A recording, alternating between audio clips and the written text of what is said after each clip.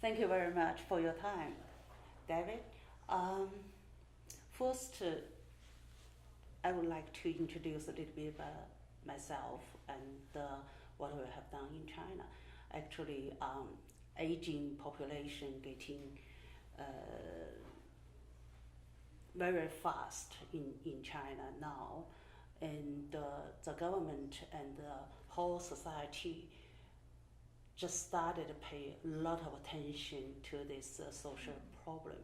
So we found recent years there are a lot of different foreign investment go to into China as well.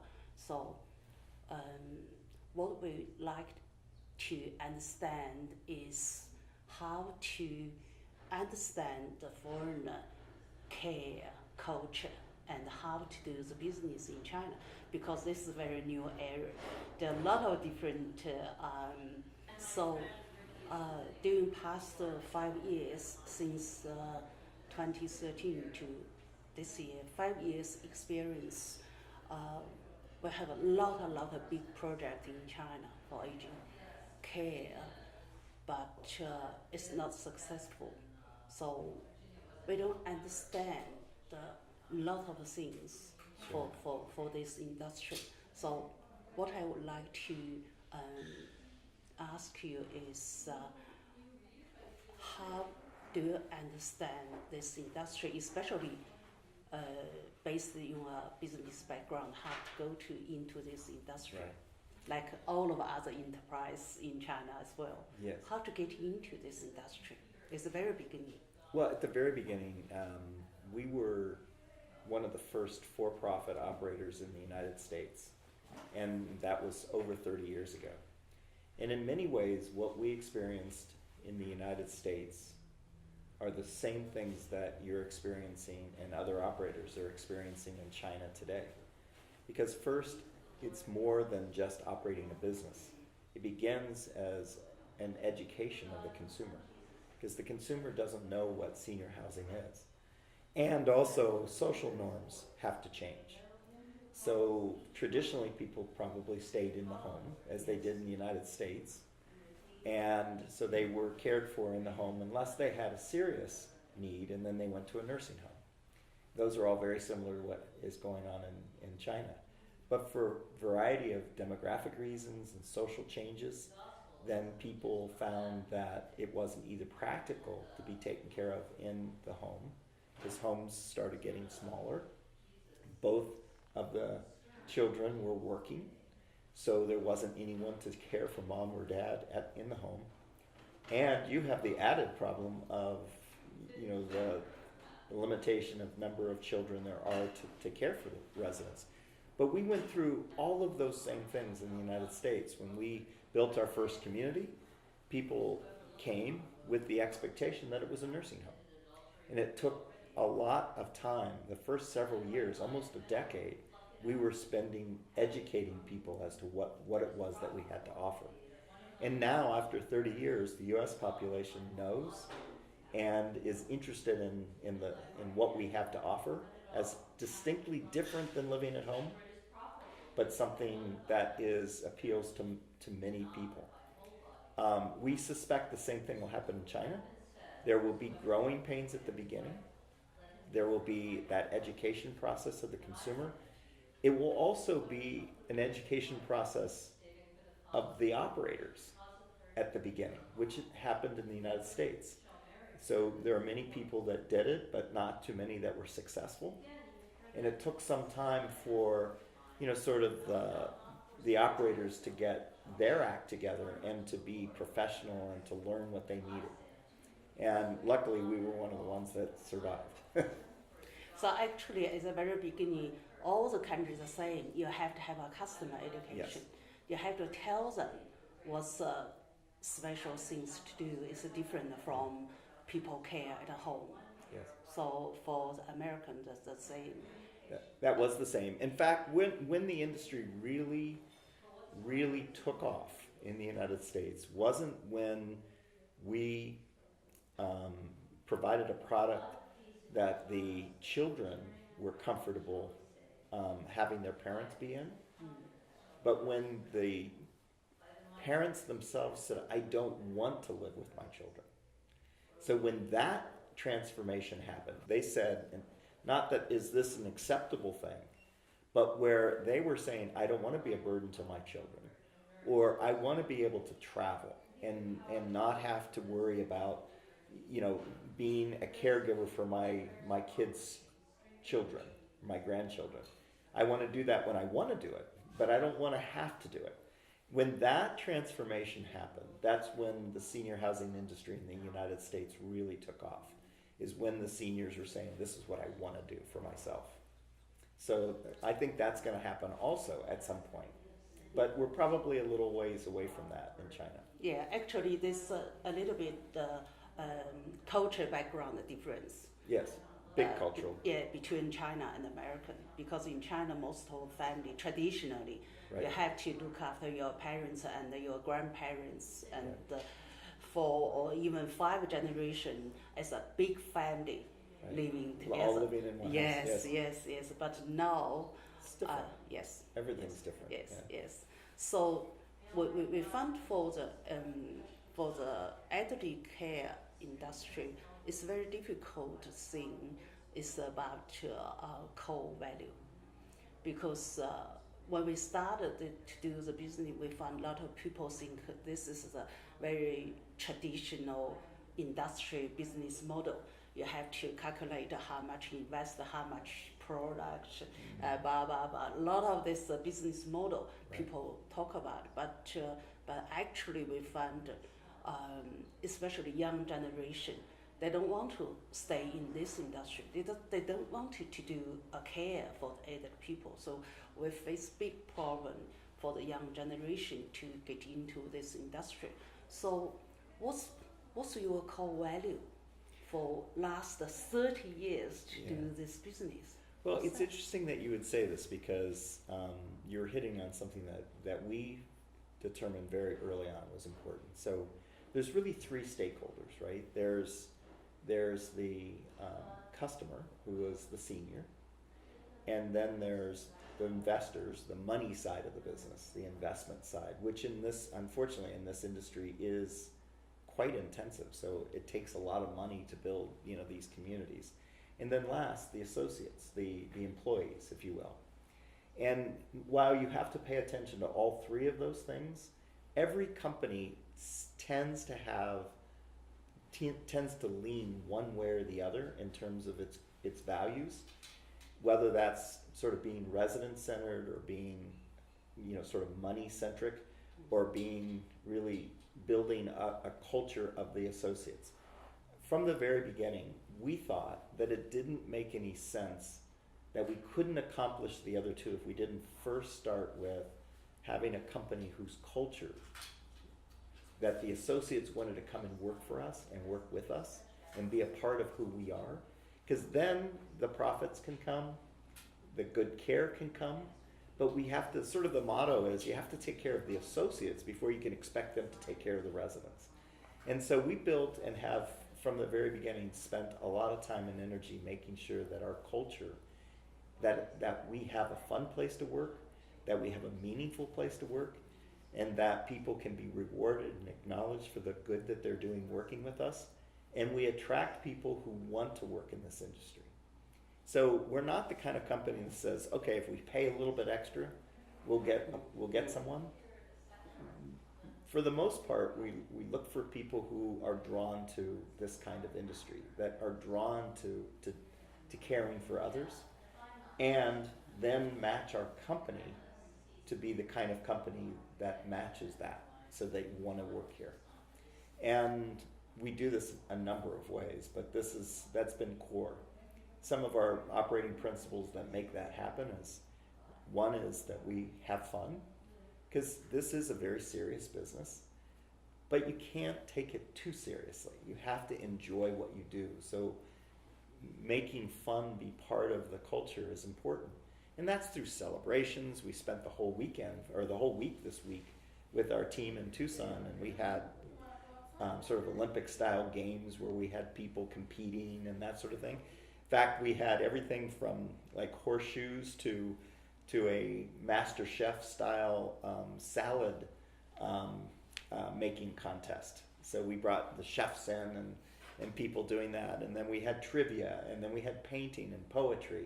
So these were all sort of contests that were done, but in the spirit of getting fellowship, getting to know each other better, because these are associates that came in from all over the country to be in Tucson this week to be together and to get to know each other better and frankly to have some fun.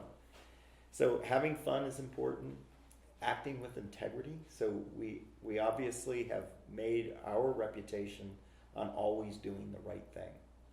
When there's that kind of gray area that you can fall into, it's probably good for profits or this or the regulation says that.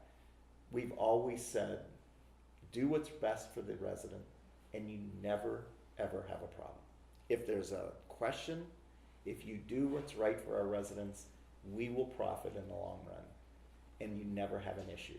So we empower our people to make decisions on the spot without having to ask anyone and say this is the right thing to do, and we never have gone wrong doing that. So there's a number of other operating principles, but the core behind it is just a company that's founded on doing the right thing, having fun, promoting and learning, always constantly changing our company so we stay up with and be ahead of the curve. So those are the things that we've done as a culture. That's very important. It is. So also we found that the factor in China is for the older generation, 40s, 50s, even 60 years old generation people in this industry, they have very good core value. They do right things. Yeah. We found difficult is young generation, 70s, 80s, 90s. So, right. What's the pathway to transfer this traditional, for the culture to the young generation?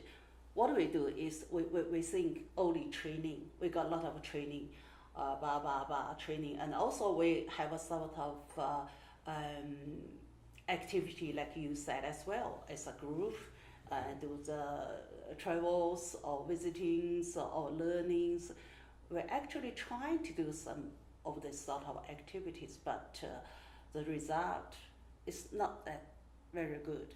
Well, I think that people, whether they're Chinese or whether they're from Brazil or whether they're from Canada or United States or whatever, really are driven pretty much by the same things. And that is, it's from a certain kind of core level, everyone wants to do well. They want to be recognized for who they are and what they're doing. And one of the things that is so difficult in business is that it moves so quickly that you don't take enough time to create a culture where people are saying to people, nice job, well done. And it's not, that's what I was saying earlier, it's not just the little bit more pay or something, it's the little things that you do to let people know that we appreciate who they are and what they're doing. Like in our business here, at this community that we're in, we have NIAs, and there are caregivers that are really important because they take care of the residents, they cook for them, and they do the activities, they do everything. And finding them, because we had the same argument, is that, well, that's something that we could have found 10 years ago, 20 years ago, 30 years ago, but people don't want to do that today. We found just the opposite. When we find the right people and encourage them and acknowledge them for what they're doing, there are still people who really want to work with seniors because it's their calling. It's really what they want to do, whether they're young or old. And we have both here. We have younger workers and older workers. But part of it is just creating the culture where they just feel comfortable and loved, frankly. By the way, that's a word that's not used much in business, but it's true. I mean, if you feel a part of something and feel like you're, acknowledged and loved for who you are and what you're doing, then you build a lot of loyalty for your company. So from this point of view, how to choose the young generation into your business? For example, human resources do the advertise in the market, say we have a job in here, and the young people will come in, you have an interview, have a basic training, blah, blah, blah, then go into the job. Just like any other industry do the same thing? Well, it's a little different because we have figured out to a certain degree what kinds, after 30 years, what kind of people do best in our industry. And so we've developed interview skills. We have developed sort of advertising so that we get to the people that we're looking for. So, for example, one thing that's really key is a background that we're looking for in people, or tell us about the things where you have volunteered. So a person might say, well, I work with my church, or I work with the Boy Scouts, or I was at Greenpeace, or I went to the Peace Corps. I spent 2 years in mission with my church. Those people generally have a higher success rate with us because they have a part of them that has demonstrated they enjoy giving back. And so they make great employees for us at all levels, whether that's someone that's just been actively involved in their child's school to people who have, volunteered to help save the planet. But those people who are volunteers are where we start. And then we've developed interview tools to make sure that we are matching our values with the people who match our values. And so it's part of, like anything else, we've gotten better over 30 years to make sure that we are hiring the right people from the beginning. One issue that you have in this industry across the board is high turnover. So people will come to work and they are working, but they may only last maybe a year and a half, and then they turn over. They either go on to something else, they're not fulfilled.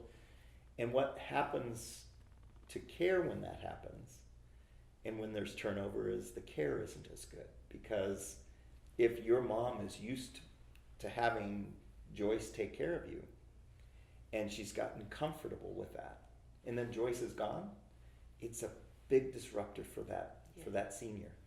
But if that person is with our company for 10 or 20 years, the continuity of care is there, and the quality of that care goes up. So we want people who are value matched, and people, by acknowledging them and making the kind of place, they stay with us. They don't go just because you can get a quarter more somewhere else. Okay, so what's the average income level compared to other industry in America for aged care? Well, it was lower, but it's coming up. So, we have across our industry workers that are sort of entry-level workers to people who are getting, a director at one of our communities makes very good money, equivalent to being a bank manager or vice president at a company or something like that. But of course, we also have cooks and some of those levels. So it's an industry that really does have a variety of types of people that work. But again, I keep coming back to the fact that whether you're making a lot of money or you're making a little bit of money, people want to feel good about what they're doing, and they want to feel appreciated, and that's important at all levels. So do you have any special professional certification, Yes. sort of things to get into industry in America? Yes, we do. So at all levels. So caregivers Caregiver, okay. have to be certified. So Okay. certified nurses aides are certified caregivers, and that's training. All of our associates, because of the prevalence of dementia, really even in assisted living, we also insist on them having training to be certified dementia caregivers, which is a whole nother track to go down so that you understand the nuances of dealing with people with memory loss. So, and then as you go into other levels of care or other levels of employment, then administrators need to have specialized licenses and that sort of thing. Plus, as a company, we have a very, very comprehensive training program that we call the Learning Center. Okay, for your own, For everyone, for everyone. including me. Oh, really? Yes. So every year you have to have your lecture, have your lesson to learn as well? I don't have to have a license, but in our company, every single person in our company, from the CEO to a housekeeper, has skills and performance and training they need. And some of it is ongoing because, for example, emergency, like so if we have earthquakes or hurricanes and those sorts of things, that training needs to be given every year. And people have to demonstrate they have that knowledge. Because you can't, you'd be afraid that someone may have lost that skill. So there are certain things that need to be reinforced every year, every quarter. Other things you might be trained once and that's all. But we track all of this on our systems. And so we have about 2,800 different training modules that go across this whole system. 2,800. 800. Yes. Mm-hmm. Everything from risk management to how to make a bed the way we want it to be made. And then there's online training. I mean, we have computers at all of our places, so all of the people are able to log in and get access to what they need. And it's all tracked. It's kind of an interesting story that you'll enjoy is online, the IT people that designed this had a pie chart. Okay, so it was round.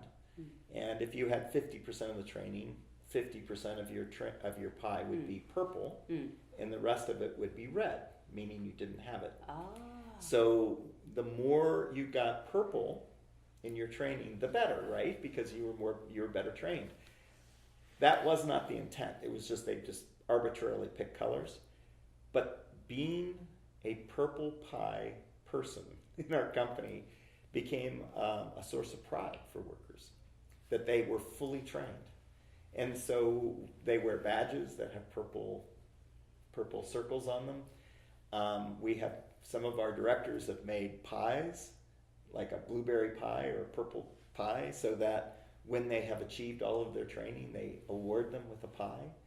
And they, it's just become part of our culture, this purple pie, that you've achieved all of your, like an executive director has 150 skills they have to be trained in. So is your company to develop this internet learning platform? You do yourself? Yes.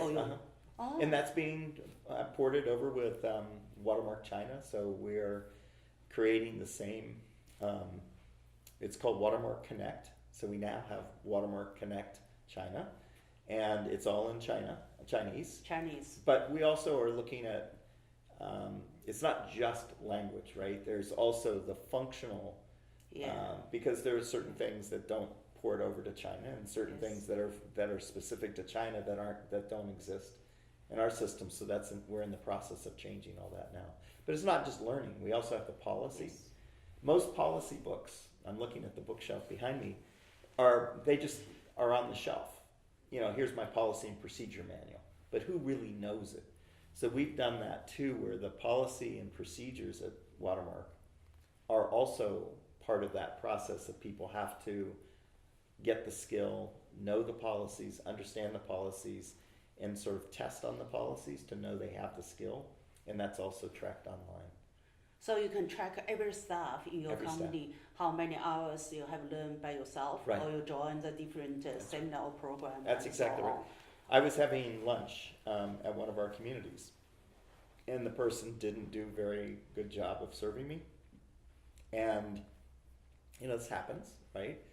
And I was able to, on my phone, go on, because I knew what community I was. I know the person's first name because of the name badge. And so I went online because I have access to everything. And I found that this person had not yet been trained on the customer service side of food service. So it's not really her fault that I didn't get served well. She was on the floor, but she hadn't been given that level of training. So my immediate comment would be to her supervisor to say, why is she on the floor without this particular important training? And again, she wants to do well. She wants to be perceived as doing her job well. So if she hasn't been trained, that's really our fault, not her fault. Okay. So and having this at a moment's notice, I was able to know. And so every supervisor knows what training hasn't been delivered to whom at any given time. Great. I think this is a very successful learning platform for all staff, especially a lot of caregiver that working in the place every day, keep them very busy. They have to find an easy way to continue learning. That's right. And I think that's one of the reasons, all of these systems, one of the reasons we became in a sort of an attractive target to some of the Chinese companies, because they looked at our systems and how organized they were and saw how they could visualize the translation from the United States to there, because it wasn't a mystery. It's all there online to say, here are all the things we do. Every form that's used in our company, everything from deposits to you name it. I mean, every single form, and I think there's almost 4,000 forms, are all online. 4,000 forms. Right. We've had an issue in the United States of making this attractive, not on the line worker side, the people that work in the building, but on the management side, because we're kind of our own worst enemy that we promote from within. So you have a lot of times a caregiver who becomes a program director, who then goes back and gets, maybe some more education, and then becomes an executive director who runs a whole community. And then those executive directors sometimes become managing directors, where they manage region of communities. And then ultimately they might end up even becoming like a COO or something in a company. Well, the problem with that sort of building from within, it's really kind of cool on one hand, but it's myopic. So we're bringing people who've only had experience in our industry and bringing them up through the ranks, as opposed to other industries where someone might have been, let's say, in banking or in insurance, and then he becomes an executive in this field, and he brings all this background and knowledge and education, probably an MBA or something like that, to the business. Whereas in our industry, it's sort of been self-made, because it was an invented industry. And so we are now looking outside of our industry to bring executives in from hotel industry, from hospital industry, from many other industries, to give us more ideas rather than just being so fun. Yes, for narrow. Yeah, narrow, right. So it's kind of it's not really a very exciting industry for people graduating with an MBA to say, oh, I want to go into senior housing. That doesn't happen very often. So we, not only our company, but many companies in our industry, are spending more times with the various business schools and teaching classes, creating career paths, so people come out of business school and they look to our industry and say, hey, this is a very, very lucrative industry, and I want to be in it. This is a very new idea to transfer cross industry. But we have, this is a young industry in the United States. If you think about it, we're only 30 years old. I mean, it's brand new in China, but it's relatively new here too. So there are a lot of those kind of growing pains that we experience of how do we expand, get new ideas, bring new things to the table that we haven't experienced. So whole staff team is stable every year? What's the percentage rate? Yeah. What kind of turnover? Yes, what kind of turnover? On the management side, it's very stable. So we have probably some of the most longevity of any company in the industry. So we have people that have worked for us from the beginning, so 30 plus years, and many that have tenure of more than 10 or 15 years, 20 years. At the property level, it varies. So, you do see some turnover. Industry average is about 45%, which is a lot. So that means people work a little over 2 years. In our company, it's more like 20, 22%. So it's half of the industry average, but that's still one, turnover over 5 years. So that they may work for us before doing something else. So we're trying to bring that down Good. constantly. That's our goal. Yes. It's very important. Yeah. Mhm. For 30 years, you involved in this business, and also I found you have a two-stage at the very beginning, from fresh water to this watermark. It's a different period of your business. So Well, not exactly. So what happened between the Freshwater Group and Watermark is that at one point we had separated the PropCo side, the company that would make the investment and develop, and that was done under the Freshwater Group, and the OpCo side, which was Watermark. And so what we did was, just a few years ago, was merge those two, so they're owned by under the same umbrella. But that's all it was the Freshwater Group was more involved in development, finding investment, owning the real estate or leasing it, and then the OpCo side ran the communities.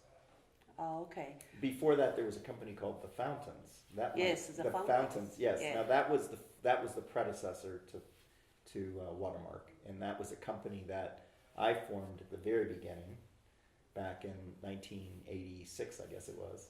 1985 or 86. Yeah, 85, yeah, 86, something like that. And I operated that company as the president and CEO until we sold it in 2005 to Sunrise Senior Living. And then we started back over again with the Freshwater Group and Watermark in 2005. And now have grown that company to 52 current communities, with about 8 that are in the pipeline. Why have this business model changed? It was more why it was formed the way it was in the first place. So after we sold in 2005, there was a reason because of non-competes and things that we kept the OpCo and the PropCos separately. But there wasn't really any need for it after about the first 5 years after the sale. But that was the reason for it. It was technical. It wasn't really we didn't really operate that way internally. My business partner is also my brother-in-law, so we're good friends. So what's Watermark position in US? We're the 13th largest operator.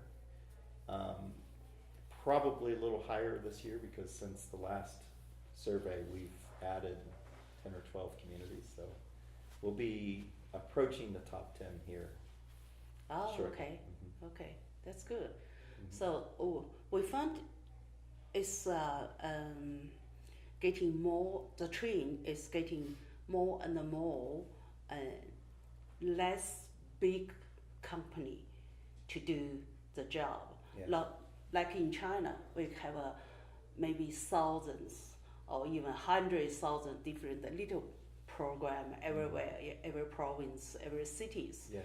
But we find American, when you track the history for senior housing or senior care industry, you will find and more centralized. Yes. Is that correct? That is correct. So we operate taking both of those issues into consideration. So we 100% believe that this is a localized business.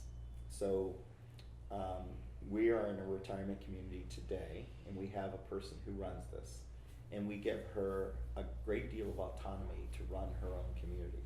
Then Watermark is a resource to her. So we help her with things like human resource, we help her in training, we help her with food service, we help her with plant maintenance issues.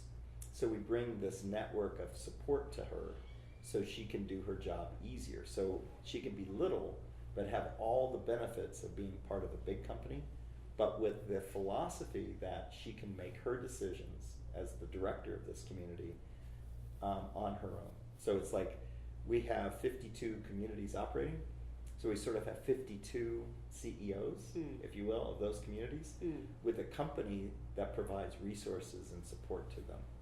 That's how we set this up as a model 25, 30 years ago, and have maintained that it's difficult. Because no business school would ever tell you that you want to hire people and give them no authority, but hold them accountable to the results. Because that's what we've done, because as a resource, they aren't doing it. No one reports to them at the community level. They are just providing resources and support. But we want to hold them accountable to how well our communities do. So that's really how much support and how good a partner they can be with the local people. But I totally agree with you. This is a business that's better served by being local. So actually, what I mean, you set up a big platform as a group to, this line, big support, different Right. human resources, then different project. Right. Each project have to make their own decision. They That's have correct. to do their real job. So you monitor their operation. That's right. But they have their own business operation by themselves. They That's will correct. do everything, organize the team to do everything them own. That's But right. how the old standard and the tools is from you. Yes. So the standard is kept at that level. So we want to make sure that our employees are valued and that we're working under the operating principles of the company. So we don't have a community who says, well, look, I think it's better to treat my associates poorly and pay less, and that wouldn't fly, because it's not in alignment with who we are.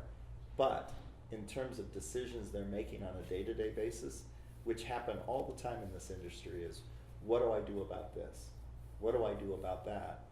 And they have the freedom to make those decisions themselves here at the community without needing to ask us, because they run their own communities.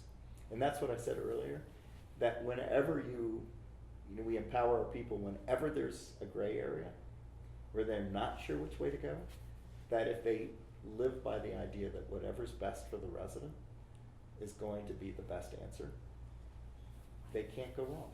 So if you're telling your people that we support you in making your decisions for the customer, then we feel good about that. Now, if that's not the right decision, we understand that. Sometimes people don't make the best decisions, and we just coach them.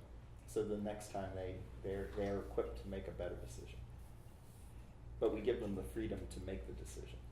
And culturally, that may be different than China too. That may be one of the things that might be, difficult for people to transport over there, because it's a different model even here in the United States. Yeah, the situation in China is when people have one project, one facility or organization is okay, and I will do a second one, the third one, and now the big investment get into this industry. Well, people will say, when you finish 0 to 1, you have to quickly to finish 1 to 100, then 100 to 1,000 to 10,000, Yeah. So the speed up very fast. So we found big problem coming is, how can you control the end of that business, that project? So a lot of people say, we have 2 ways to do. First, like traditional way, we give a big company and we have a training program. We support HR, whatever, to all resources supported to the program. Then you, the staff, do your job. You do whatever I tell you. Yeah. The second second option is, I don't want to refer to that further. I just do the big platform. Right. To use my brand, use my own resources. You start your own job. So let's talk about the business model like McDonald's, KFC, and so on, to the aged care business model. People think we can rapidly, very fast to repeat all this project. So in my point of view, I think it's very dangerous. It's very dangerous. It's totally wrong. For one, honestly. we're not dealing with French fries and hamburgers. Yes. We're dealing with people's lives, yes. which by definition, every community is going to be different because the people within those are all different. So we struggle with autonomy versus control, which is what you're talking about. So obviously, Kentucky Fried Chicken or McDonald's takes the approach of total control. So every single French fry tastes the same because it's cooked at exactly the same temperature with exactly the same oil, whether that's in Beijing or whether that's in Toronto. You know, it's the same. We can't do that in our industry because the issues that come up are so varied. So we can't control the things. So we need people who are empowered to make decisions locally. But there are things that they need, like training. So to develop the training systems that we've developed at each community would be almost impossible because there's so much to take into consideration. Basically, our systems, to be perfectly honest with you, are shaped somewhat by the mistakes we've made over 30 years. And so, you know, we don't want to create a system where we're saying, oh, you make these same mistakes over and over again locally. So we're bringing to the table the things that we've fixed and giving them the benefit of that. But we also are not saying you're reporting to me, because if you report to me 2,000 miles away, or in the case of Watermark China, you know, thousands of miles away, it doesn't work. So it has to be a local business. We have an example when we sold our company, the first one. We sold it to a big company. They had 400 communities. And we told them some of the nuances of our communities. When we passed the baton to them, we sold and we had the money in our pocket, but we were still concerned. And some things that we said were like, you know, at this community, you really need to buy the meat from the local guy because he's really important in that community. Well, they took over and of course they brought in their national meat program and they stopped buying meat from the local guy. This is just one example of hundreds. What they lost was the fact that that local guy was head of Kiwanis. He was head of the Chamber of Commerce. He steered countless numbers of people to that community as a referral. He did all these things, and all we did in return was agree to buy meat from him, which was, sure, maybe slightly more expensive, but we had customer service, we had a friend, we were connected to the local community, which you have to be. And so people have to have the ability to say, in this case, I'm going to do something that you're recommending. I'm not going to do that. I'm going to do this because I know that's best for my business. It's hard as a company. Yes. It's that autonomy versus control. You want to control things, but you also need to give them autonomy. Yeah. It's a balance. Yeah, I agree.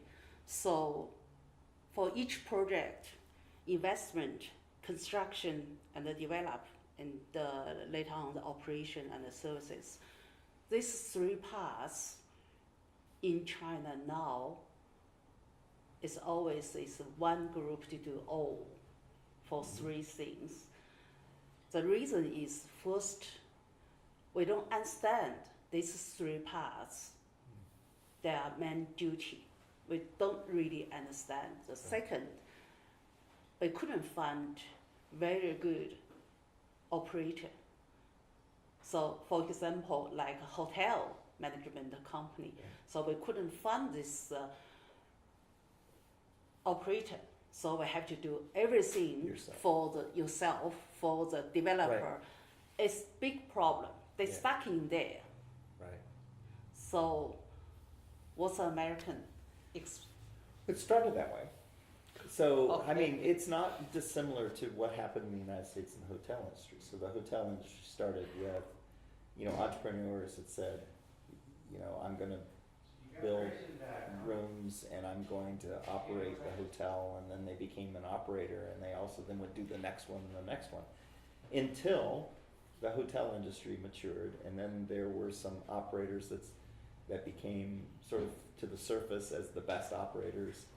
And then investment came in and said, I want to invest in hotels. And then there are people who specialized in building them and developing them. So it became more specialized. At the beginning, our industry was the same way. So it was more of a mom and pop, more of a localized kind of business until investment started to pour in from other sources and it became more professional. And the operators, there are fewer operators, but better operators, because the ones that sort of survived, that had gone through recessions and survived those, were the ones that kind of left standing and were the better operators. And now we have lots of investment coming from Blackstones and the big parties and the Fortresses and the Goldman Sachs into our industry that we didn't have 20 years ago. And we also have professional managers like Watermark, and we have people who are professional developers of these. So it's just matured as an industry, and I think the same thing will happen in China over time, where it will find its equilibrium, where the best operators will come to the surface. You're a unique situation because the United States is pretty much isolated, so you don't see a lot of people coming from Australia to operate in the United States. Whereas in China, anyway, we can have French. And, yes. We don't have that kind of internationalism here. Okay. So it was pretty much just I don't know of any external owned, no foreign companies are operating senior housing in the United States that I know of. This is very interesting. Yeah. Very local. Yeah. Very local, yeah. So now you have a very routine investment model for where the money come from, Yes. how to construct, how to choose the project. Because in China, people always think, oh, this building is good, we can do the care, skilled nursing home. And especially a lot of real estate developer, they have a big piece of land and say, oh, Miss Wu, this land is beautiful. Or it's very good to the community. What's the standard for you to choose which building, what sort of land can do these things? Well, not unlike all the other things we've talked about. Over the years, we've developed pretty sophisticated systems of selection. So, selection. So we look at a number of factors, but let me just hit some of the high level ones. So obviously we want to know the number of age and income qualified seniors within 3 miles, 5 miles, 10-mile radius. Okay. Those radiuses might be different. Radii might be different in China than they are in the United States, because 10 miles in Shanghai is whatever, 20 million people, right? So those radius depend on the market. So it's different in New York than it is in a rural area. But you understand from demographic information the age and income appropriate people, and then we factor in the amount of competition within that radius, and it ends up in the end with something that is called a penetration rate, and that's the percentage of the number of people who can afford you, who are going to likely choose you because of age, and if that percentage exceeds, say, 10%, then it begins to be a little more problematic. But if it's, say, 10 or 15% and less, it can be a very attractive site. So that's saying that if there's 1,000 people in the area that can afford you, and you can build this with only needing 10% of that 1,000 people, then it's going to be a successful project. But you also have to take into consideration not only your project, but also the other competition. So if, as a total, yours and all the competitors equal about 10%, then it's generally going to be a pretty good result. That changes too over time.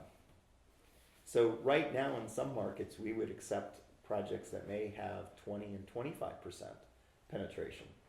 But they have to be markets that have had senior housing successful senior housing for years and years and years, because as more people are familiar, that percentage can go up because more people accept it. Right now in China, I'm not sure what that number would be. It's probably very low Yeah. because it's unknown. Yes. Yes. Right.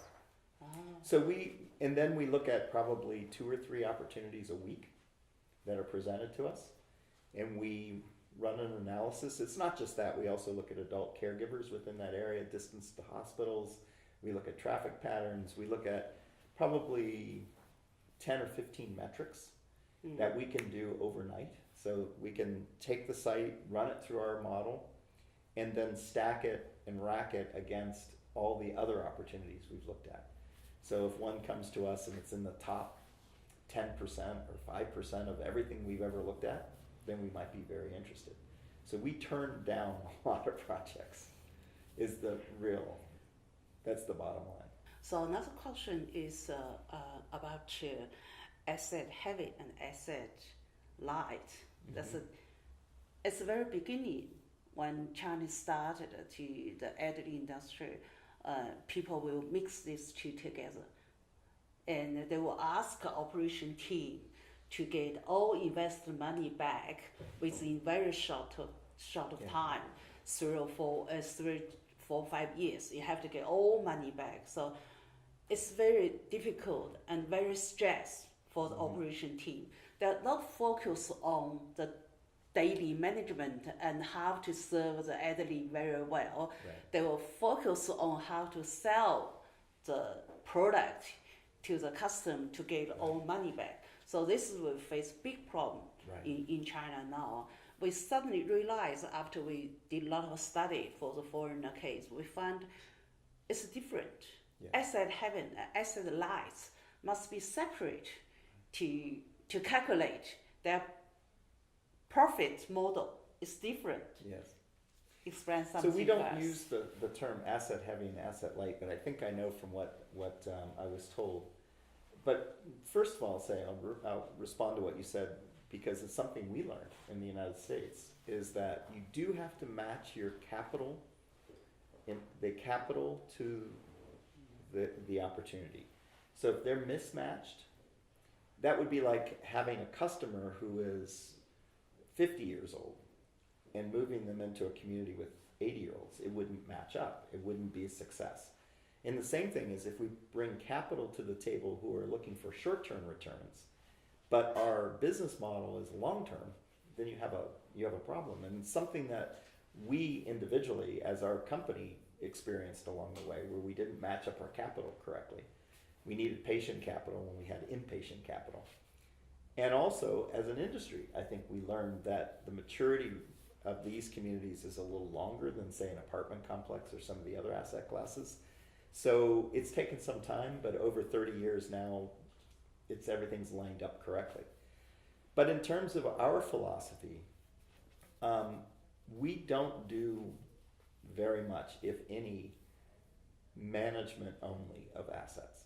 So we stay away from leases in assets. So our model is more of a joint venture, where we are both the OpCo, the company that operates, but also a joint venture partner with the capital. And that we find is the best model for senior housing in the US. Your strategy is both involve asset heavy and light. Yes. For Chinese item, we always have like to talk about asset heavy and asset light. So your idea is the both. Your company, Watermark, is to join both of them. That's right, so, but not either exclusively. So we won't just manage a project where we have no investment, and we also won't invest in a project that we don't manage. So we need to be involved in both the investment in the United States, in investment, and in the management of the project. In China, it's going to be a little different for a while, in that we are doing more management and consulting, more, I think that's asset light maybe, but eventually we would like to be more invested in the projects on the real estate side. We can talk about one case. For example, Um, I'm doing the consulting for a big company in China now. They got a 1,000 bed community, Mhm. 1,000 bed, and this is a big investment for Yes. for them. Give me idea how to get money back. If I give project to you, like you to design this program Well, in American model. so what I've seen, I'm by no means at this point sitting in Tucson, Arizona, an expert on China. And that I leave to Tony Wang and John Tapner, Yes. our partners over Yes. there. But from what I've seen, is that it's going to take some time for people to understand the full dynamics of senior housing. So, for example, often it was not built in the right spot because the concept being that, well, if we build it here, there's enough demand, they'll come. Because people are people.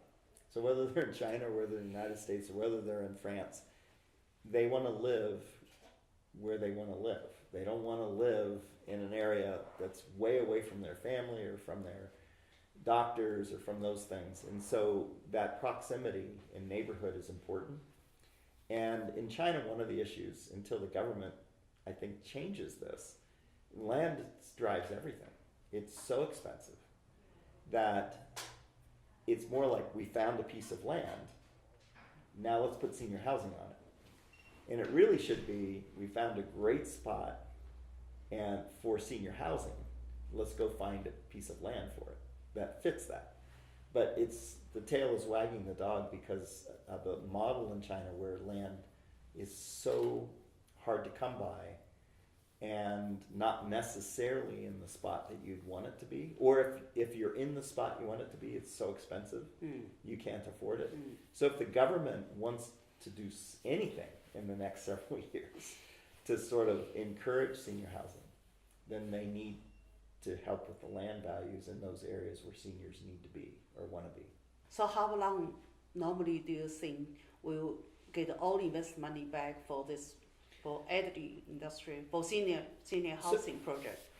I don't know. I mean, it depends because, as I said earlier, if you have 1,000 beds, then you would need to have 10,000 or more age and income appropriate people.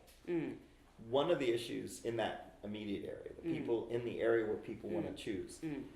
The problem with China is I'm not sure that data is available readily because we can go online and get the information really quickly as to how many people over the age of 75 are within this and exactly how much competition is within the area and that.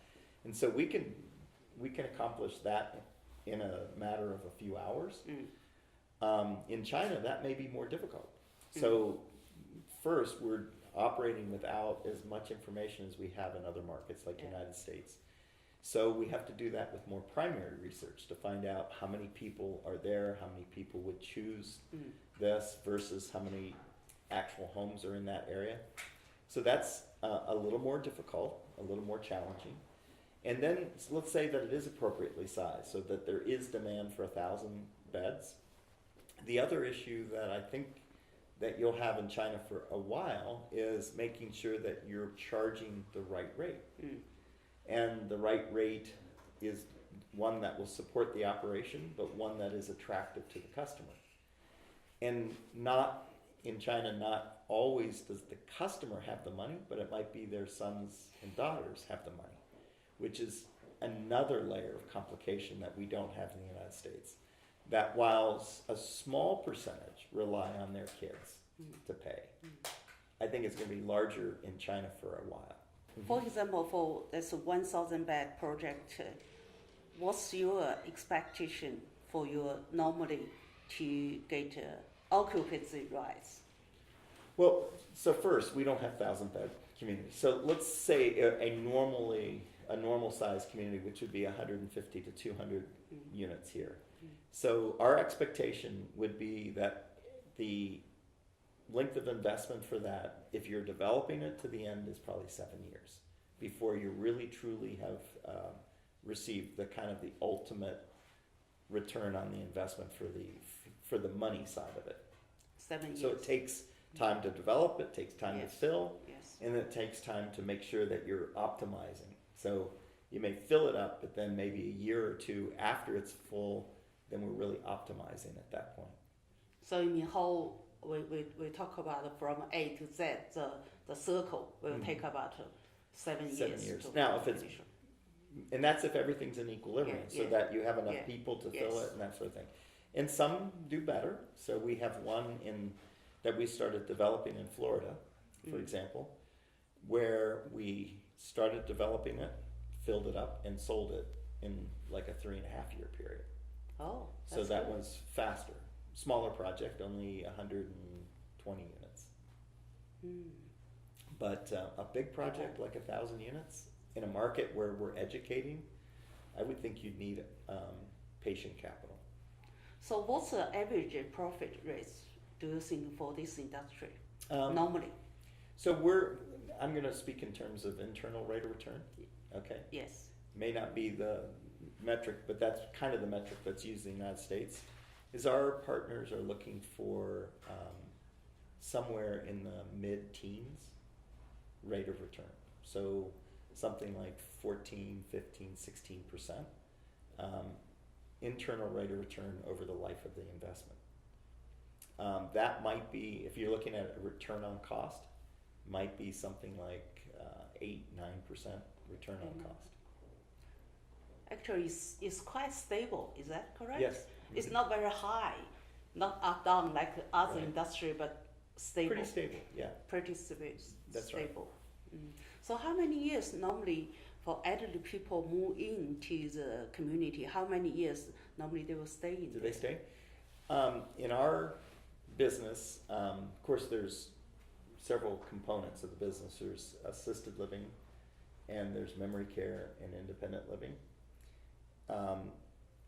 So let's talk about them individually first. Yeah. So in independent living, we're probably seeing 4 to 5 years is the average length of stay Independently. in independent living. Okay.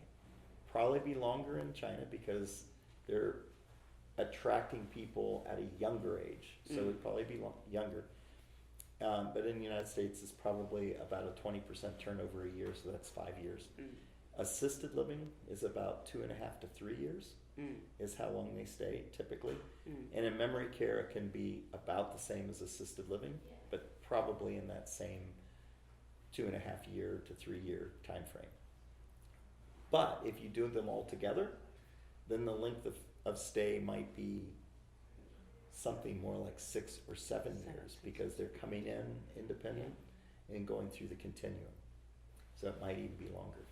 Yeah, that's what we called continual care retirement community, CCRC. A correct. lot of people understand the Right. American model called CCRC. CCRC, right. This is still the key model for this industry now in America. The CCRC? Yeah. I would say that investment has gone more away from that model. In terms of the entrance fee, CCRC, that's where someone puts up like what is being built in China, where they put up a deposit of say, $100 or $200 or $300,000 up front. So they're moving kind of away from that more to the rental model, but they still are building the continuum. So we might have on our campuses independent living, assisted living, and memory care.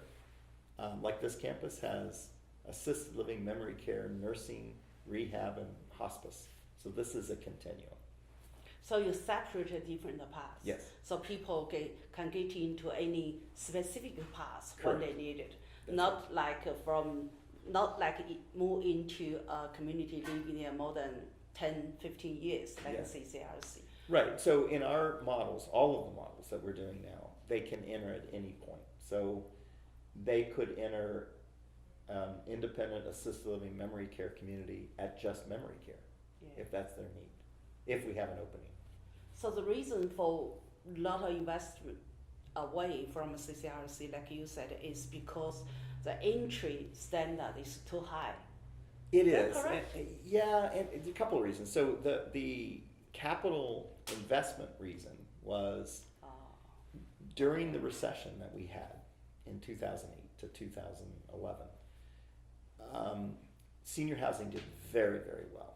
In fact, it was as an industry, one of the reasons that we now have the sophisticated capital coming to our industry, because we outperformed almost every other asset class during the recession, except for entry fee CCRCs. And it makes sense. The entry fee CCRCs suffered during that period more than the other product for seniors, because they're generally dependent in the United States on someone selling their home to finance the down payment or the payment to get into the CCRC, right? So if they can't sell their home, if the housing market has, gone into recession, then they had no way to finance going into the CCRC.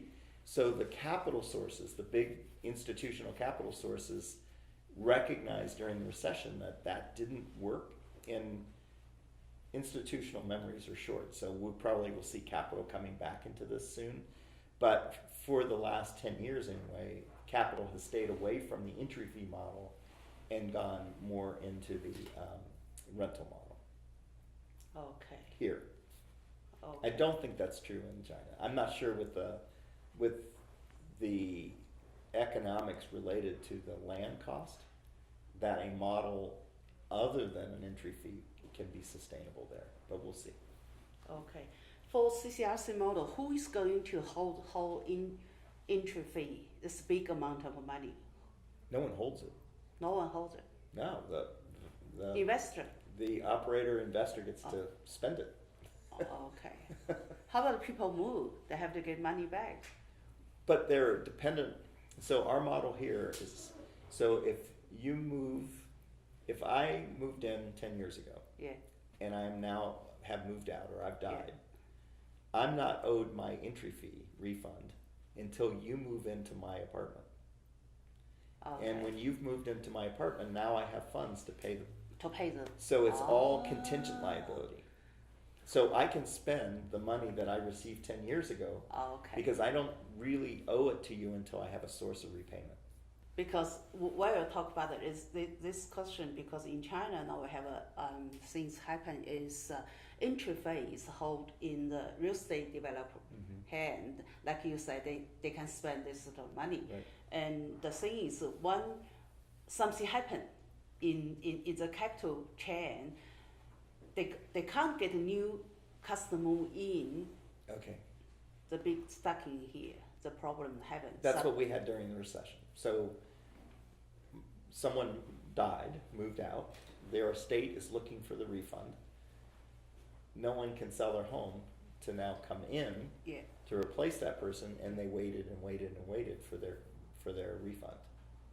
Yeah. Okay. Because there wasn't a replacement coming in because they couldn't fund it because they couldn't The same sell. problem. Same problem. Yeah. Okay. So is the government have any sort of very restricted regulation for this or not? It's very complex, probably more than we can get into today, but some states have started passing legislation that requires the refund to be made within a certain date, certain period of time. So it could be 36 months, so within 3 years. Irrespective of whether you have someone who has replaced it, you now have to pay that back in some states. Why it's complicated is it changes everything. It changes the business model. It changed the accounting because it's accounted for differently when it's date certain versus this contingent liability and how you have to carry it on your books. It's now a real liability. And so the investors like REITs don't want to touch it because now they have put these, so they have debt on their books, but now they have more debt on their books because all of a sudden this tax law or this law changed that changed the tax treatment. So it's kind of controversial in the United States right now. Yeah. And it's also adding to the reason why investment hasn't gone that way over the last several years. So for this industry, what's the American government doing? Well, they have a lot of regulation because when this industry started in China, the Chinese government have a lot of new policies to encourage people to into this industry, and also we have a lot of different idea about doing this, doing that. From government point of view, they would like more people, more investors getting into this industry. But actually, even include the foreign investment, they are very, very careful to get into China because of this policy background, and the policy is totally different. So what I mean, what the American government did in the past 20 or 30 years, what they did in this area? Virtually nothing. Oh. So our industry... Nothing is good or not? Nothing's good. Oh, nothing is good. Nothing's good. Okay. So, but it's different dynamics than China. But let's talk about why nothing is good. So our industry was born and has flourished as a private pay industry. So there is very little government dollars supporting our industry. What that meant at the beginning was there also was very little government intervention and regulation. Today, and it just happens over the 30 years that we've been doing this, more government intervention, more government regulation starts to happen. Yet there's still not government funding for the most part for our industry. It's still private pay. I don't think that's sustainable into the future. If we look forward the next 20 years, 10 years, I see that we will have to be a part of a healthcare delivery system.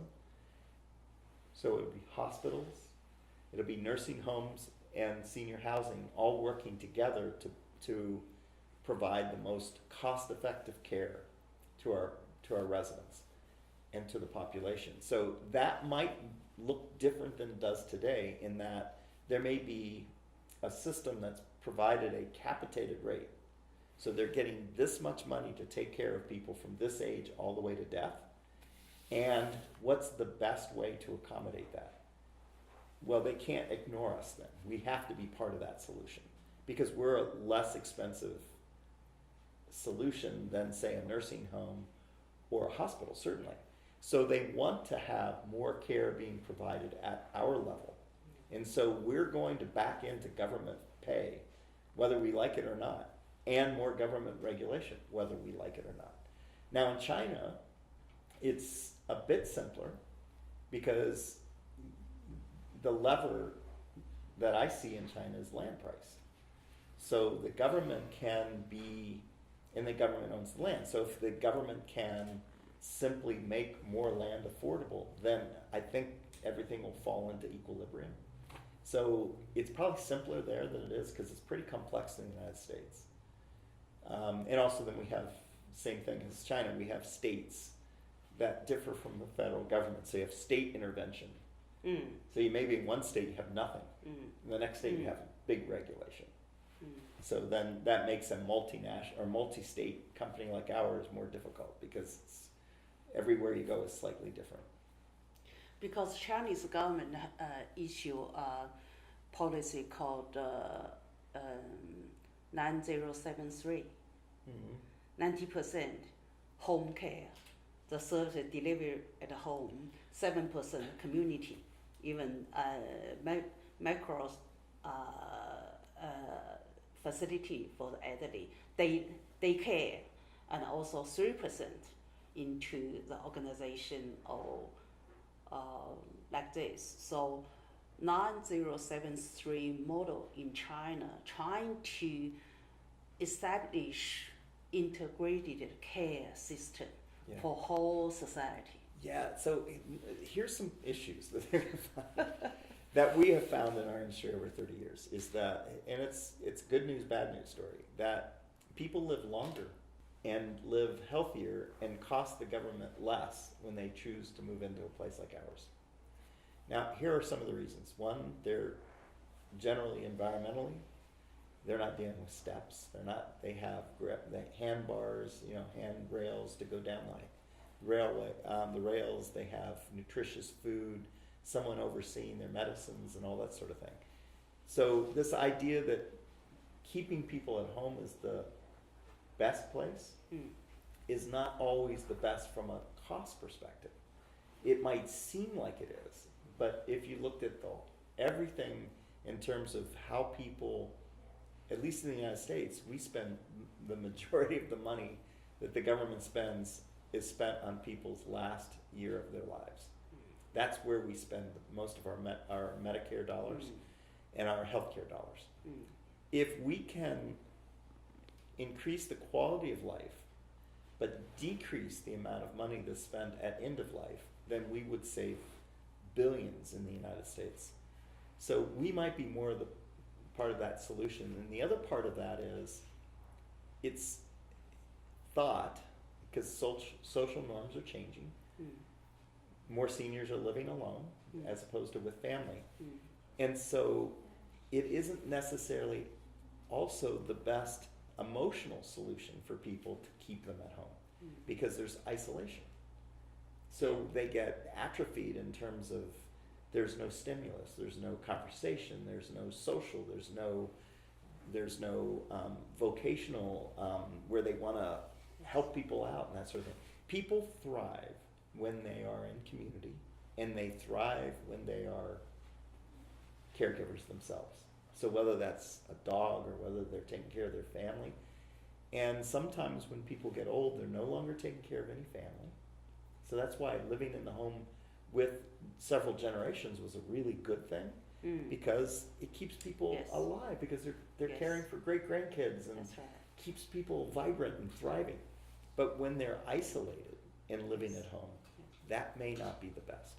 They're very lonely. Very lonely. But loneliness is more problematic from a health cost perspective than it might seem.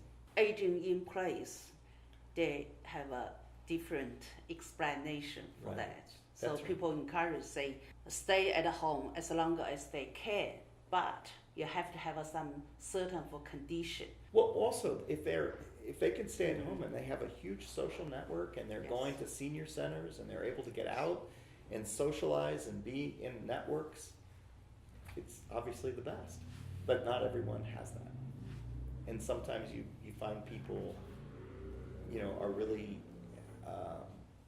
begin to go downhill because they aren't around others to socialize, and there isn't that network. And then as things spiral down, then they can't get out because mobility becomes issues. So, we just have to be careful that it isn't as simple as saying living at home is always the best solution. Other question is people think in China, like organization like your project, this sort of a senior house or aging care organization is belong to the rich people in China now. People, you have enough money, you go to there because like a hotel. But most of the Chinese people, their income in this stage is still quite low. They can't afford to go to this even very low standard organization to get care services. So what we talk about is what's the fees come from for the customer living in this sort of a facility? I would like to say that we have completely solved that in the United States over these 35 years that we've been doing this.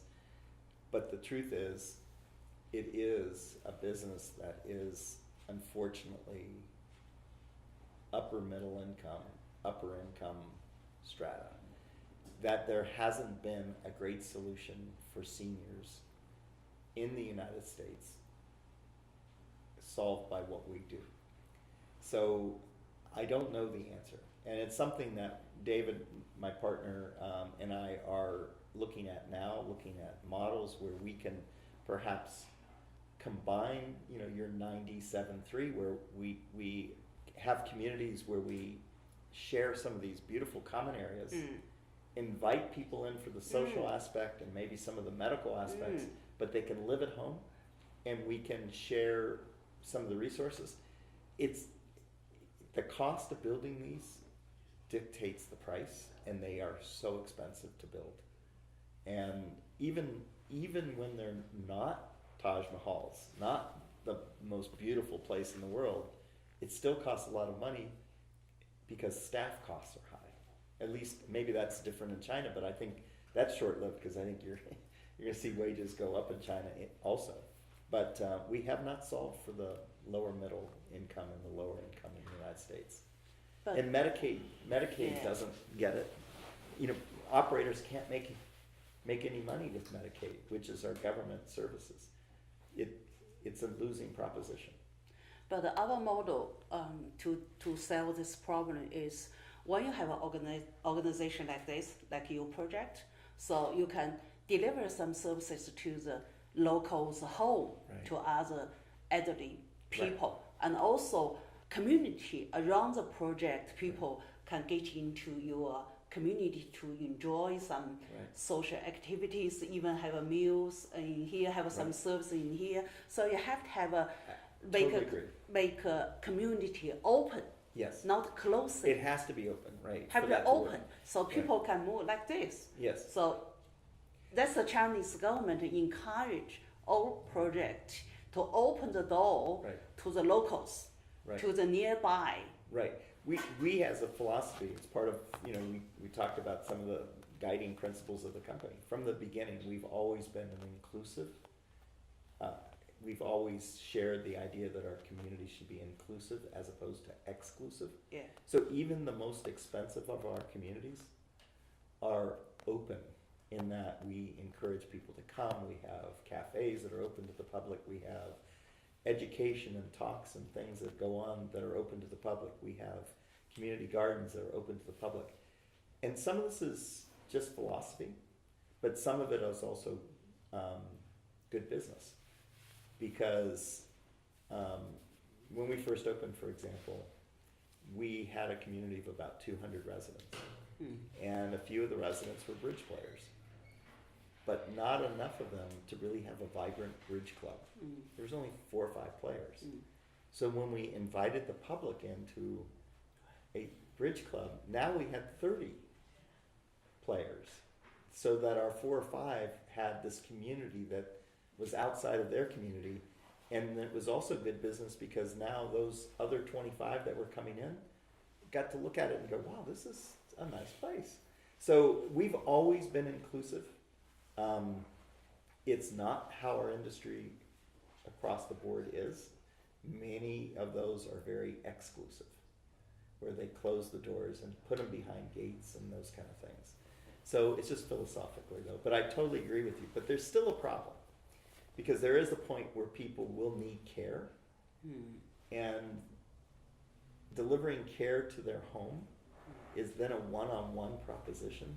Unless we can figure out robotics or telemedicine or something, that's really expensive, as opposed to having one caregiver deliver care to 10 people. One caregiver delivering care to one person is very expensive. So we got to solve this. I don't have any answers for you, but I think inclusivity is the start. Do you think it's a good idea? Yeah, it's a good You idea. agree? Yeah, Yeah, I agree. I think I so. totally think so. Yeah, I think so. yeah. So China is a big market, huge. Number 1 for people over the 60s. Actually, we should back to the international standard to 65, isn't it? Because we are 60 to aged people. Standard is Yes. 60, when people 60, but for international it's 65. Yes. So, how do you think Chinese market? Excuse me. Well, China's a phenomenal opportunity, right? So even if we're only talking about the very, very wealthy, it's still a huge market. So I think that over time, between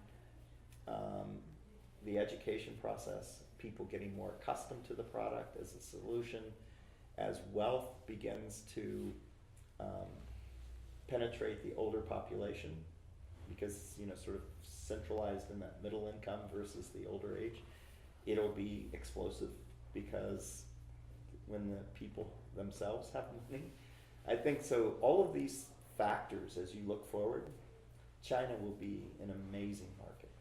And one of the reasons that we are there now is to be ready and have a name and have our systems, have everything in place and be considered a premier operator, so that when these factors all sort of line up, then we'll be ready and to be a bigger player there. So I have to say it's a phenomenal opportunity. Just taking a little bit of a cautiously optimistic approach to it right now. Yeah, for Chinese elderly people, the one characteristic is totally from Western elderly people, I think, is if they go to in any community, even in independent living, they always ask a medical. You have to have a medical in there to ensure something happen. I have to get help immediately. Yes. So this is we called medical and care have to combine together. Right. So how do you think about medical connected with care, even for very healthy people, 65, just retired, Right. to move any organization or community, they will ask medical things. This is a very important thing and very important condition in China to do this sort of business. How do you think? Well, I'm not sure I completely understand the question, so I'm gonna, if I'm not answering it correctly, let me know, but I agree that there are lots of components. So there's the wellness component, so to try to keep people as well as possible, as long as possible. But at some point, then, you know, the care alone is not enough. Now, if we get into the more of the medical aspects and medical components of what we do, we are in the United States layering in the medical component into our business as well. So this community, as well as another community we're building, and a few others that are in the works right now, have a doctor, a physician that's layered into the rent. So when you pay your rent, you're also paying a component so that we can have a doctor that's part of our staff. So we're recognizing that people are coming at an older age than they used to come, and medical issues are becoming more critical, that we have solutions. Also, we're finding that and this may not be the case in China, but in the United States, when you enter the system, that is, let's say you've had a fall and you enter the hospital, now you're in a different healthcare system, and that your doctor is no longer your doctor. So you have the hospital's doctors and you are in that system. There's lack of communication, lack of integration. And so one of the things, the services that we provide for our residents is that integration, that communication, so that their doctor is tracking what's going on and advocating for them. Asking the question, why are we doing this procedure? Because the family member doesn't know. Yeah. They have no background in No. these things. But we have someone that, as being a member of this community, when you go and they say, we're gonna be doing this, this, and this, there's a doctor going, well, why? Why aren't we doing that? And that's a really critical component of what we're doing now, at least in the United States. So, and I think it'll be more and more as we go forward, because the system is so complex now. And frankly, kind of messed up. I hate to say it. So, for example, for this project, why is a doctor, nurse, rehabilitation, or physician? Where does staff come from for this project? Where do they come from? Yeah, It's local. the professional, where they come from? From locals? Local, yes. Mm-hmm. So we do that everywhere. So we recruit to those communities from those communities. So we don't very often, because they are a local business. So we want the doctor to be local. We want the nurses to be local, and it's not logical for us to be able to port people from Phoenix to Yes. San Diego or whatever. It just Yes. doesn't work for us. Yes. Also, they are your staff, full-time job staff, or they are part-time, Both. both?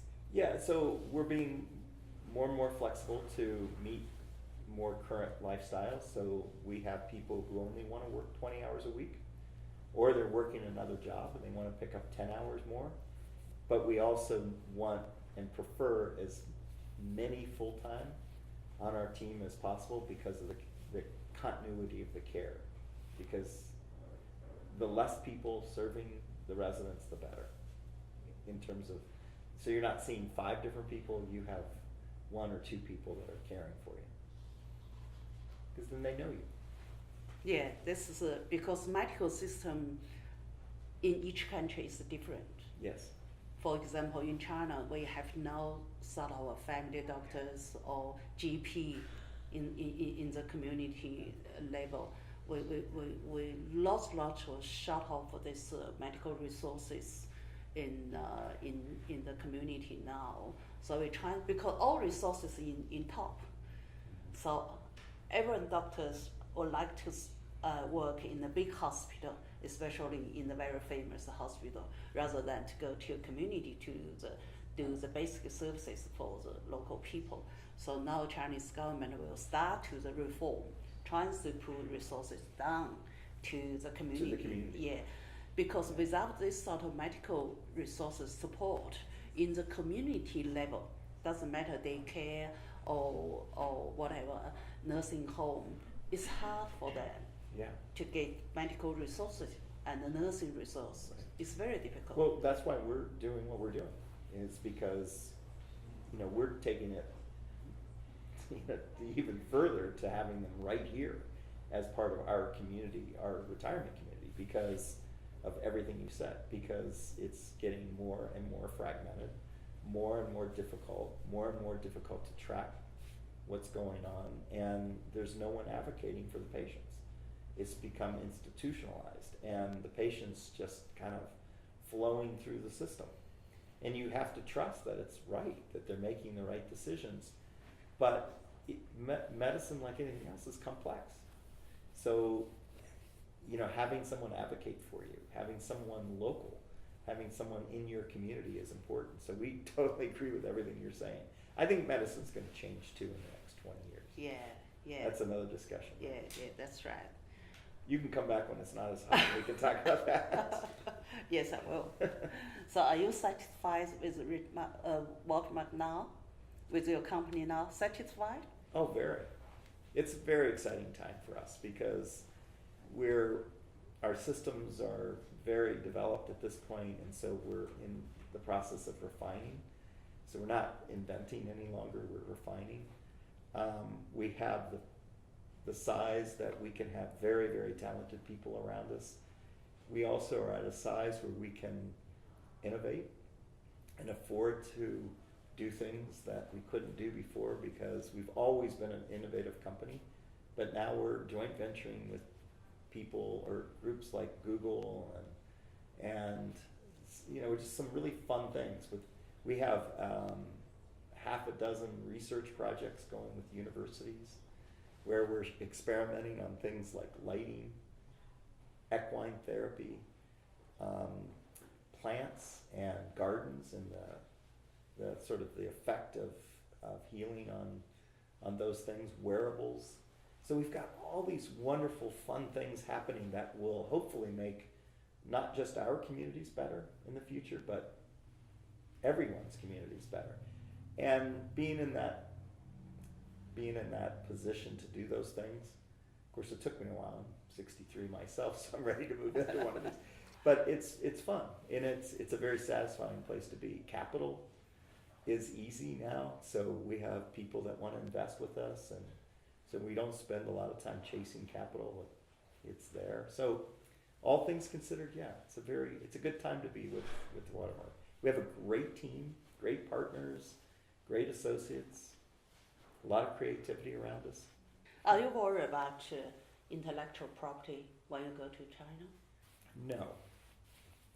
And the reason I say that is we take a little different approach to things. And that is, we understand that in China, that all things being equal, 20 years from now, Watermark needs to be a Chinese company. So it needs to be local. It needs to, like our partners that we have, like Taiping and that, they know that we're bringing something to the table now, but ultimately it has to be a Chinese company. It can't be us many, many thousands of miles away. So when we built our partnerships, we knew that we would be bringing some intellectual property to the table, but we also know that we're going to be enhancing that, changing it, translating it, and that those ventures then need to own that going forward. So we didn't take the approach that we had to protect it. We took the approach that it was going to transfer to this new company. And we can have it here, and they can have it there, and we're both win. But I think if a company comes to China with the intent that they're going to forever be us and them and protect everything that we have, it's a losing proposition. You have to come with the idea that you're going to integrate and be a part of that. And at some point there may not be a role for David Freshwater, but hopefully by then Watermark China will be its own thing. Hold intellectual property, you say this is mine. Yeah. They're always mine. But when you got your business partner, when you're trying to combine two together as a one team to do the job, it's very difficult to do that. That's right. Even someone said, okay, for Chinese business partner, they can say, okay, I pay money to buy your intellectual property. You say, okay, I sell 200,000, give to you, sell to you. Even you get all of things to them, I don't think they can do the right thing. Well, isn't it worth more when you collaborate? Now your intellectual property is worth more there, and it's still worth what we have here. So intellectual property is interesting from the perspective that we've always taken the view in the United States, like all the research that we're doing, we're sharing with the industry. Because if the industry does better, we're in a unique industry. The better the industry does, the better everyone in the industry does. That's right. So if we have 50 operators who are all doing a great job, more people will choose this as an option. In China right now, the biggest thing is for people to accept it as a product. So the last thing we want to do is protect ourselves. We want to make sure that the industry does well. Because if it does well, there's plenty of room for everyone. I agree with you. Yeah. Otherwise, for one or two, even you're a big company, so what? This industry have to be going very well, so everyone will get benefit from this. So in China, now a lot of people talk about trying to buy some intellectual property from foreign or trying to copy something. As in my point of view, don't worry about that. Yeah. Even if you get all the standard, every procedure to you, you just can't do it. You just can't do in that standard. Probably you can copy something. So I think open mind and get two teams working together, get two things for this standard is very important. Absolutely. Much more important than you buy something. That's not money's problem at all. Really, the intellectual property isn't the key. Yeah. It's the intellects behind the intellectual property, right? And so, like Southwest Airlines, I mean, everyone knows their formula, the same kind of planes, the way they go hub to hub, the way they, their frequent flyer, everything's out there for everyone to see. Yet no one has been able to duplicate their culture, their programming, and all that, because that's what's important to the company, not the formula. So the intellectual property isn't the important part of Watermark. It's the philosophy and culture behind it. That's the engine that drives it, not the software, not the property itself. I'll leave you with this joke that is like from Watermark for years and years. We once met with some people, and my partner and I sat down with them, and we said, look, we're cards on the table kind of guys. That's the way we play it. We're very transparent. We put our cards on the table. And they were on the other side of the table, and they said, well, that's good to know, because we're not, and that'll give us a significant advantage in dealing with you. They were just kidding, as it turned out. But I thought it was a great line because really we come from that place that if the cards all fall on the table eventually, so I'd rather put them on the table. Let's all work together. Let's see if there's a great partnership. And what makes things work are generally relationships, not, Yeah, you know. yeah, I agree. I, Hopefully one day your company, Watermark, will be do something in China for this industry, benefit for both, Yes, win-win together. yes. Hopefully, Well, but I believe you will be there because from this conversation between us, I realize behind Watermark is their core value, Yes. is their culture. I think this is important than any other things. it truly is. I believe that. I mean, you can have all the best systems and everything, but if you don't have the right values, not in this industry. Yes, This is an industry that you can do well and you are doing good. yes. Right. Thank you very much. Thank It's you a very great much. talk. It was It's nice a great talking to you. conversation.